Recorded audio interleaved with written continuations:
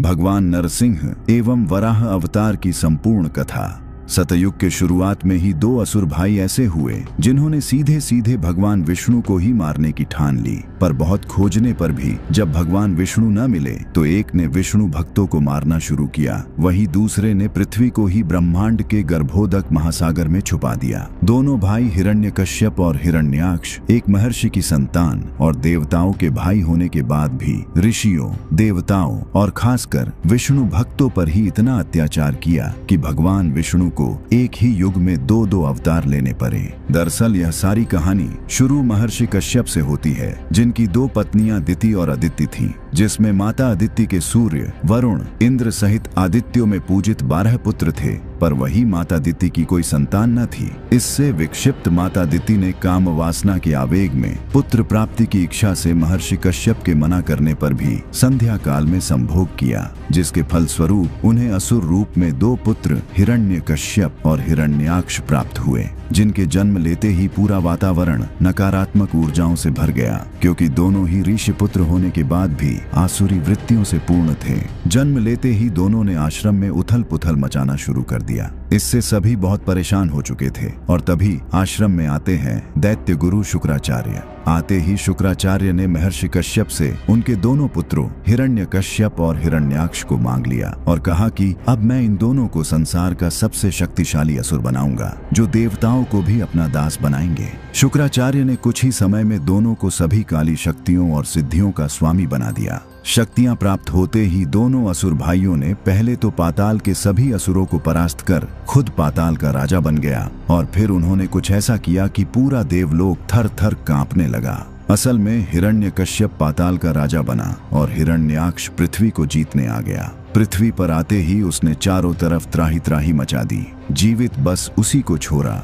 जिसने उसकी अधीनता स्वीकार की। हरि भक्त राजाओं और पृथ्वी वासियों ने हरि नाम बोलते बोलते मृत्यु को गले लगा लिया, पर उस असुर हिरण्याक्ष के सामने घुटने नहीं टेके। इससे तिलमिलाया हुआ हिरण्याक्ष अब भगवान विष्णु को मारने के लिए उन्हें खोजने लगा और जब उसे कहीं भी भगवान विष्णु ना मिले तो उसने अपना रूप विशालकाय किया और माता पृथ्वी को उठाकर ब्रह्मांड के निचले हिस्से में उपस्थित गर्भोदक महासागर के अंदर छुपा दिया। इससे जीवन नष्ट होने लगा, सब कुछ जलमग्न हो गया। माता पृथ्वी सहित सभी देवी देवता करुण स्वर में भगवान विष्णु को पुकारने लगे और तभी ब्रह्मा जी की नाक से एक छींक पर प्रकट हुए भगवान वराह। प्रकट होते ही भगवान वराह ने अपना रूप इतना विशाल किया कि सभी ओर सिर्फ वही दिख रहे थे और तुरंत ही गर्भोदक महासागर में घुसकर माता पृथ्वी को बाहर निकाला और फिर शुरू हुआ हिरण्याक्ष और भगवान वराह में एक ऐसा घोर युद्ध जिसके अंत ने सभी देवताओं को एक कभी समाप्त न होने वाली चिंता में डाल दिया। असल में भगवान वराह को देखते ही हिरण्याक्ष ने अपने जादुई दंड को एक अत्यंत ही शक्तिशाली धनुष में बदल दिया और उस धनुष से एक ऐसा बाण चढ़ाया जो अगर चल जाता तो कई ब्रह्मांड समाप्त हो जाते,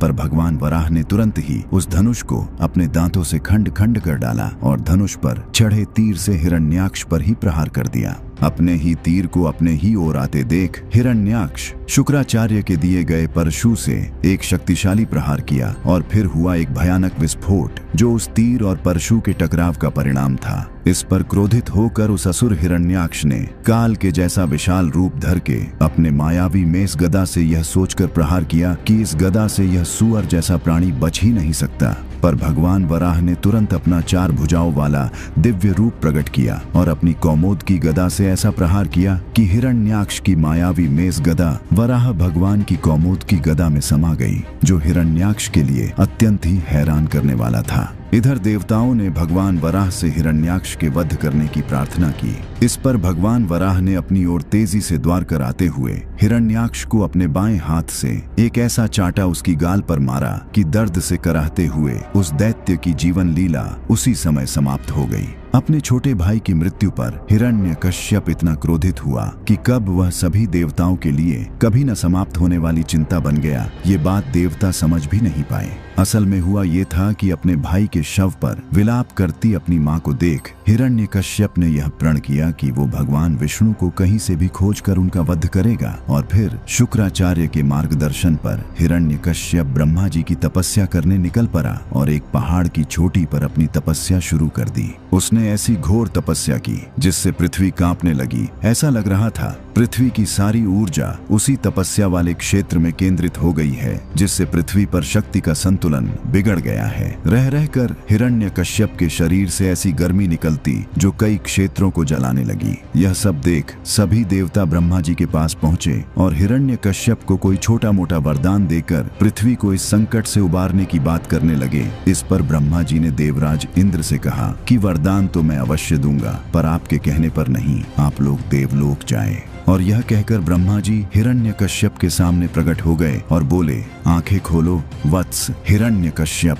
इस पर हिरण्यकश्यप ने आंखें खोलकर प्रणाम किया और ब्रह्मा जी की प्रशंसा करने लगा। फिर ब्रह्मा जी ने कहा, वत्स हिरण्यकश्यप, मांगो, क्या वरदान मानते हो? यह सुनते ही हिरण्यकश्यप ने कहा, मुझे पता है आप मुझे अमृता का वरदान नहीं देंगे, इसीलिए मुझे ये वरदान दीजिए कि मैं न किसी मनुष्य द्वारा मारा जाऊं और न ही किसी पशु द्वारा, न दिन में मारा जाऊं और न ही रात में, न घर के भीतर और न ही घर के बाहर, न धरती पर मारा जाऊं और न ही आकाश में, न किसी शस्त्र से मारा जाऊं और न ही किसी अस्त्र से, न किसी जीवित द्वारा मारा जाऊं और न ही किसी निर्जीव द्वारा, न मैं देवता द्वारा मारा जाऊं और न ही दानव द्वारा, न किसी जड़ वस्तु से मारा जाऊं और न ही किसी चेतन वस्तु से। इतना सुनते ही ब्रह्मा जी बोले कि ऐसा वरदान आज तक किसी को नहीं दिया गया, पर तुम्हारी जैसी तपस्या भी तो आज तक किसी ने नहीं की। चलो ठीक है, ऐसा ही होगा। और हिरण्यकश्यप को वरदान देते ही ब्रह्मा जी तो चले गए, पर इधर हिरण्यकश्यप अपने वरदान में मिली नई शक्ति के साथ जब असुर लोक पाताल में पहुंचा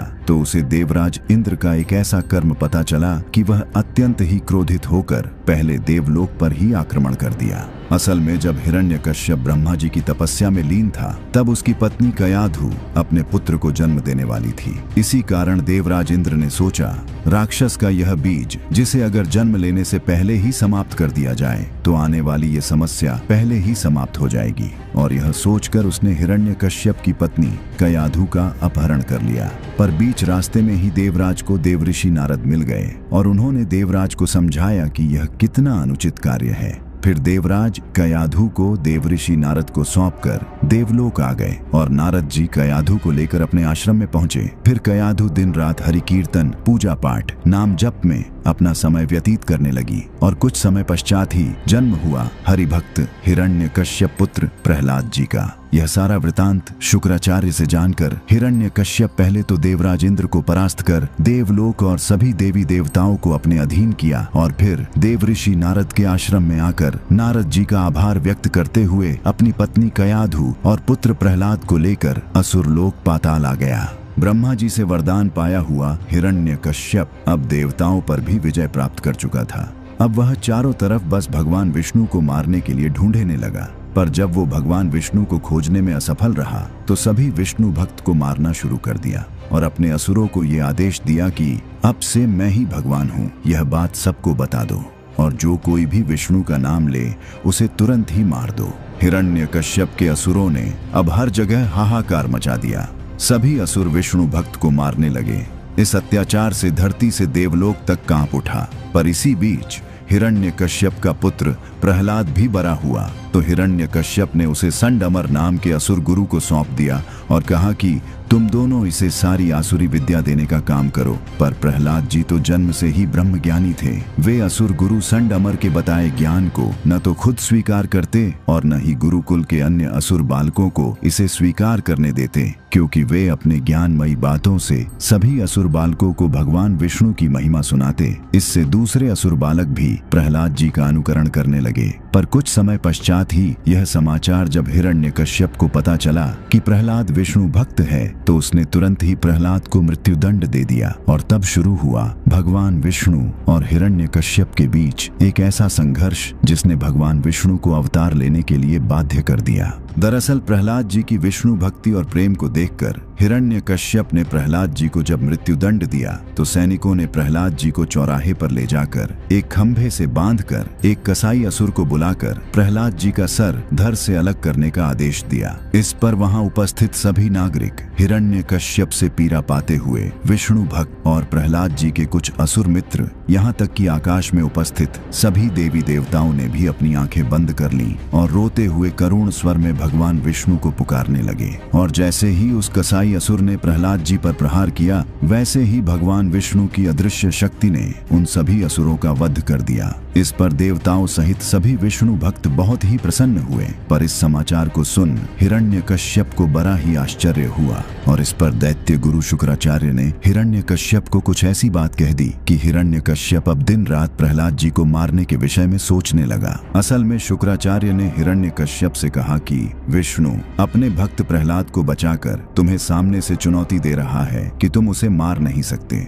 इसलिए अब प्रहलाद का जीवित रहना तुम्हारे लिए विष्णु से हार होगी और प्रहलाद की मृत्यु ही तुम्हारी विष्णु से जीत। यह बात हिरण्यकश्यप के मन में इस प्रकार बैठ गई कि अगले ही दिन हिरण्यकश्यप ने असुरों को आदेश दिया कि प्रहलाद को पहाड़ की चोटी से धक्का दे दो। आदेश का पालन करते हुए 2 असुर सैनिकों ने प्रहलाद जी को पहाड़ की चोटी पर ले गए और उन्हें पहाड़ से धक्का दे दिया। प्रहलाद जी ओम नमो भगवते वासुदेवाय द्वादशाक्षरी मंत्र का जाप करते हुए नीचे गिर रहे थे, पर जैसे ही वे जमीन के नजदीक पहुंचे, एक अत्यंत ही सुंदर और विशाल कमल का फूल प्रकट हुआ और प्रहलाद जी को ऐसे अपने अंदर समेट लिया मानो माता लक्ष्मी स्वयं कमल पुष्प बनाई हो। उधर हिरण्यकश्यप को जब पता चला कि प्रहलाद इतने ऊंचे पहाड़ से गिरकर भी बच गया, तो उसने तुरंत ही अपने गुरु शुक्राचार्य को बुलाया और प्रहलाद जी को मारने की जिम्मेवारी उन्हें ही दे दी। इस पर शुक्राचार्य ने बिना देरी किए अपने सहयोगियों के साथ प्रहलाद जी को लेकर एक नाव से सागर के मध्य में पहुंचे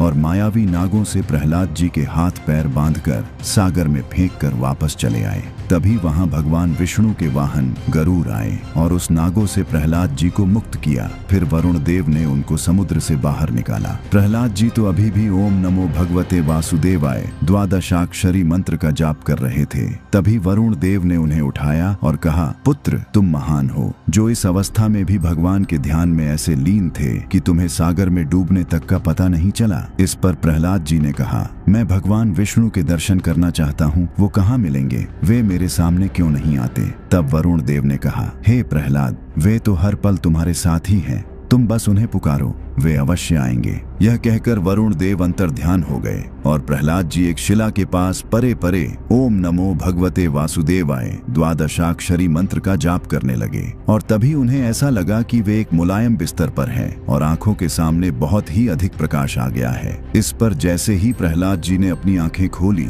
उन्होंने देखा कि सामने भगवान विष्णु है। प्रहलाद जी की आंखों से अश्रु की धारा प्रवाहित होने लगी। वे कुछ बोल भी नहीं पा रहे थे। भगवान विष्णु ने प्रहलाद जी को बहुत प्यार किया और प्रहलाद जी को आशीर्वाद देते हुए कहा, हे पुत्र, मैं अब हर क्षण तुम्हारे साथ ही रहूंगा, तुम हर वस्तु में मेरा दर्शन कर पाओगे। अब प्रहलाद जी हर वस्तु में भगवान का दर्शन करते हुए अपने पिता के पास पहुंचे और प्रहलाद जी को जिंदा देखकर इनके पिता हिरण्यकश्यप ने अपनी बहन होलिका से प्रहलाद को अग्नि में जलाकर मारने को कहा, क्योंकि होलिका को ब्रह्मा जी से यह वरदान प्राप्त था कि यदि वह अपनी सुरक्षा के लिए अग्नि में प्रवेश करे तो अग्नि उसे कभी भी जला नहीं सकेगी। फिर असुर सैनिकों ने तुरंत ही एक भयानक और विशाल चिता बनाई और होलिका प्रहलाद जी को अपने गोद में लेकर बैठ गई। होलिका ने अपनी जादुई शक्तियों से चिता में आग लगाई। इस पर हिरण्यकश्यप सहित सभी असुर ठहाके मारकर हंसने लगे। पर तभी कुछ ऐसा हुआ जिसने हिरण्यकश्यप को अत्यंत ही क्रोधित कर दिया। असल में कुछ ही समय में उस चिता से चीखने की आवाज आने लगी, पर वो आवाज प्रहलाद जी की नहीं बल्कि होलिका की थी। और जब तक असुर कुछ सोच पाते, होलिका जलकर राख हो चुकी थी। इस पर हिरण्यकश्यप बहुत ही दुखी हुआ और प्रहलाद जी को ही अपनी बहन होलिका के मृत्यु का कारण मान लिया। फिर क्रोधित होकर अपने राज दरबार में पहुंचा और प्रहलाद जी के सामने ही भगवान विष्णु की निंदा करने लगा। इस पर प्रहलाद जी ने उसे समझाने का प्रयास किया तो उस क्रूर हिरण्यकश्यप ने अपना भयानक तलवार प्रहलाद जी के गर्दन पर रखकर बोला, बुला लो अपने भगवान विष्णु को, क्योंकि अब मैं तुम्हें मारने वाला हूँ। यह सुन प्रहलाद जी ने कहा, पिताजी, बुलाया तो उसे जाता है जो उपस्थित ना हो। भगवान विष्णु तो सर्वव्यापी है, वे यहाँ के भी हर सजीव और निर्जीव वस्तु में उपस्थित है। यह सुन हंसता हुआ हिरण्यकश्यप बोला, फिर तो तुम्हारा विष्णु इस खंभे में भी होगा। और प्रहलाद जी के हाँ कहने पर हिरण्यकश्यप तत्काल ही गदा का एक भीषण प्रहार उस खंभे पर किया और फिर जो हुआ उससे हिरण्यकश्यप थर-थर कांपने लगा। असल में जैसे ही हिरण्यकश्यप ने उस खंभे पर प्रहार किया वैसे ही उस खंभे को चीरता हुआ तीव्र प्रकाश निकलने लगा और फिर उस खंभे से प्रकट हुए भगवान नरसिंह। प्रकट होते ही भगवान नरसिंह ने ऐसी गर्जना की जिससे सभी असुर इधर उधर भागने लगे, पर हिरण्यकश्यप नहीं भागा और व्यंग भरे स्वर में बोला, तो तुम ही हो विष्णु, कभी सुअर कभी सिंह, मन नहीं भरता तुम्हारा। आज तुम्हें मारकर मैं अपने भाई की मृत्यु का बदला लूंगा। इस पर भगवान नरसिंह ने कहा, हिरण्यकश्यप तुमने मेरे भक्त को बहुत सताया है, मृत्यु तो आज तुम्हारी निश्चित है। और फिर शुरू हुआ भगवान नरसिंह और हिरण्यकश्यप के बीच भयंकर युद्ध, जिसे देख तीनों लोग थर्रा उठे। हिरण्यकश्यप अपनी तामसिक शक्ति से एक भयानक असुर का रूप बना लिया और बहुत ही घातक प्रहार करने लगा। इसे देख भगवान नरसिंह ने भी अपना दिव्य चतुर्भुज रूप धारण किया, धनुष शंख चक्र गदा धारण किए। क्रोधित मुद्रा में उनका स्वरूप ब्रह्मा को भी भयभीत करने वाला था। जब हिरण्यकश्यप के सारे अस्त्र शस्त्र विफल हो गए तो उसने अपना आकार बढ़ाना शुरू किया और जब उसका आकार हजारों ब्रह्मांडों से भी लाखों गुना हुआ तो उसे दिखा कि वो तो भगवान विष्णु की हथेली पर खड़ा है। तभी भगवान विष्णु की एक हुंकार से वह पुनः उसी राज दरबार में आ गिरा और फिर भगवान नरसिंह ने उसे घसीटते हुए चौखट पर ले गए और बोले, तुम्हें ब्रह्मा से मिले वरदान पर बड़ा घमंड था ना हिरण्यकश्यप, अब देख तू अभी चौखट पर है, न घर के भीतर न बाहर, न अभी दिन है और न अभी रात, अभी संध्या है। न तू धरती पर है और न ही आकाश में, तू अभी मेरी जंघा पर है। न मैं तुम्हें अस्त्र से मारूंगा और न ही शस्त्र से, मैं तुम्हें अपने नाखून से मारूंगा। और न मैं मनुष्य हूँ और न ही पशु, मैं नरसिंह हूँ। यह सब कहते हुए भगवान नरसिंह को वो सारी बातें याद आने लगी कि कैसे इस असुर ने प्रहलाद जी को सताया, कितना कष्ट दिया। यह सब याद करते हुए वे अत्यंत उग्र हो गए और अपने नाखूनों से हिरण्यकश्यप का पेट फाड़ दिया। इससे हिरण्यकश्यप तो मर गया, पर भगवान नरसिंह का क्रोध अभी भी शांत न हुआ। वे इस बात को सहन नहीं कर पा रहे थे कि उनके प्रिय भक्त प्रहलाद को असुरों द्वारा सताया गया। वे और उग्र होकर पाताल में विध्वंस मचाने लगे। वे सब कुछ समाप्त कर देना चाहते थे। तभी ब्रह्मा जी के अनुरोध पर प्रहलाद जी भगवान नरसिंह के पास गए और उनसे शांत होने के लिए कहा और तब प्रभु ने प्रहलाद जी को उठाकर अपनी गोद में बैठाया और अपनी जीभ से प्रहलाद जी को चाटने लगे और इस प्रकार भक्त वत्सल भगवान की इस लीला का